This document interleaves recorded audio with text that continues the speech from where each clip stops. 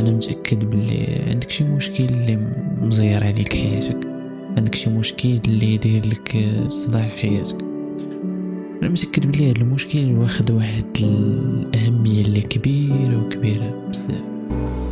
ولكن انا في هذا الفيديو غنخلي داك المشكل الكبير اللي انت كتفكر فيه ديما واحد المشكل اللي صغير بزاف.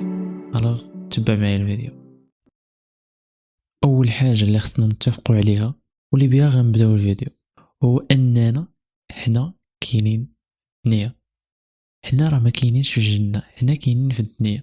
غتقول لي جاب العلاقه ديالها مع المشاكل. شوف، الحياه بلا مشاكل راها جنه. اذا ما كانش عندك المشاكل في حياتك واذا ما كانش عندك الصداع في حياتك راك اخويا عايش في الجنه، راك ما عايش معانا.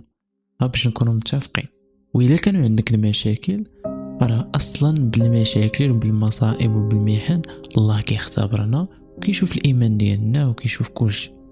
المشاكل ديالنا واخا تيكونوا صعاب واخا تيكونوا كبار نحاولوا نخليهم واحد المشاكل اللي بساط بزاف اللي ما ينكدوش علينا حياتنا.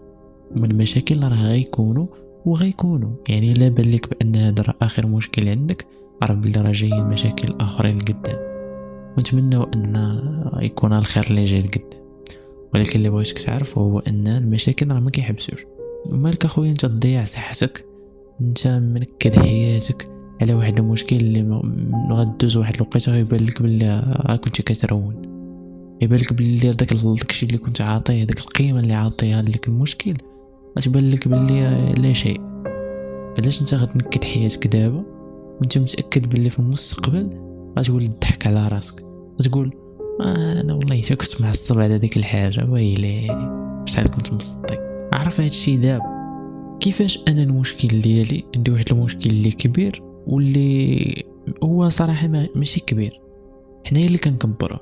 علاش؟ حيت المشاكل ولا المشكل بصفه عامه داير بحال واحد البالون. داك البالون كل ما انت كتنفخ فيه كل ما هو كيزيد يكبر، كل ما انت كتنفخ فيه كل ما هو كيزيد يكبر. فالمشكل كل ما كتبقى تزيد تفكر فيه وتزيد تعصب معاه كل مره داك المشكل كيزيد يكبر وكيزيد يضيق عليك حياتك. ولكن تخيل معايا انك داك البالون شديتيه وفشيتيه، قداش داك البالون كان كبير، ولكن في الاخر عرفتي كيفاش كيولي صغير بزاف. فراك خصك تتعامل مع المشاكل ديالك. المشاكل ديالك ما تنفخش فيهم، المشاكل ديالك ما تعطيهمش واحد القيمه اللي كبيره بزاف، بالعكس جبد النفس منه. ولا كاع اخويا شد واحد الابره ودير لها في داك البالون طق تفرقع متنا وحنايا كاع. واش فهمتوا؟ راه واخا تيبان لك داك المشكل كبير راه في الحقيقه هو واحد المشكل اللي بسيط بزاف بحال البالون كيبان لنا كبير نتخلعوا، ولكن في الاخر فاش كيتفش كيولي صغير لا شيء. فراكاك خصك انت تتعامل مع المشاكل ديالك. حاول ديما ترضى بحال داك البالون اللي صغير بزاف كان منفوخ كبير ولكن ردو صغير. فهكا خصنا نتعاملوا مع المشاكل ديالنا. وتقول لي كيفاش غندير انا باش نرد هاد المشاكل بحال هكا؟ نقول لك تبع معايا وعطيني ودنك مزيان. شوف، المشاكل باش نصغروها بحال داك البالون باش يكونوا كبار ونصغرهم بحال داك البالون، بس اول حاجه يكون عندنا واحد المبدا في الحياه ولا شي حاجه اللي خصنا نامنوا بها حنا كمسلمين، هو القضاء والقدر وداك الشيء اللي بغاه الله.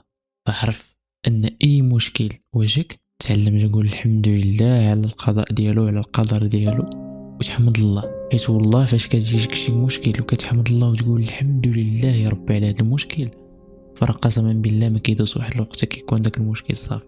علاش؟ حيت انت حامد الله على داك الشيء اللي انت فيه، حامد الله على داك السيتوياسيون اللي عاطيك، عارف بان داك الشيء جاي من الله باغي يختبرك، فكتقول الحمد لله يا ربي ويا ربي بين لي الخير في شي حوايج اللي قدام. راه خاصك تكون غادي في حياتك. هذا راه مبدا خذو في حياتك. واخا الا ما كانش عندك التفكير فعرف بان خويا غيبقاو داك المشاكل ديالك بحال هكا وغيصدعوك في حياتك. فدائما يواجهك مشكل قول الحمد لله يا ربي، الحمد لله ويا ربي بين لي الخير من هنا لقدام، ولا يا ربي يكون هذا المشكل فيه خير من هنا لقدام.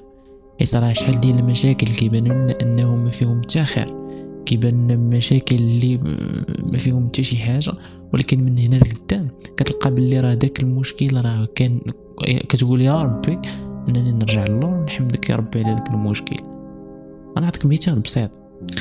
انت خويا كنتي خدام كما عليك في شي شركه ولا في شي خدمه مهم كيف ما كانت، جا المدير سخن عليه راسو قال لك انت تخرج، انت ما غتبقاش خدام.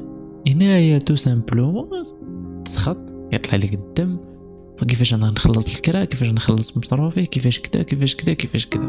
ولكن كيجوك بزاف ديال الافكار اللي صافي كتنكد حياتك، كتقول كذا وانا كنت خدام دابا ما بقيت بلا خدمه كذا ما عمري غنلقى خدمه.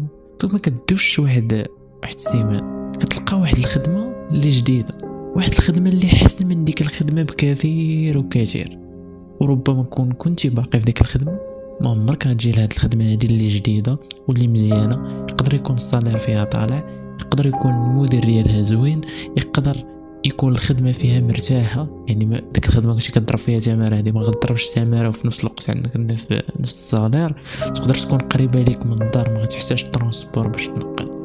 فعلاش اخويا انت غتحصب وتقول وا كذا وكذا وكذا، في حين ان هذا الخروج ديالك من ديك الخدمه راه كان فيه خير ليك، ونهار خدمتي في الخدمه الاخرى وبان لك الفرق برشا غتقول طبيعه الحال تقول الحمد لله يا ربي ملي خرجت من ديك الخدمه.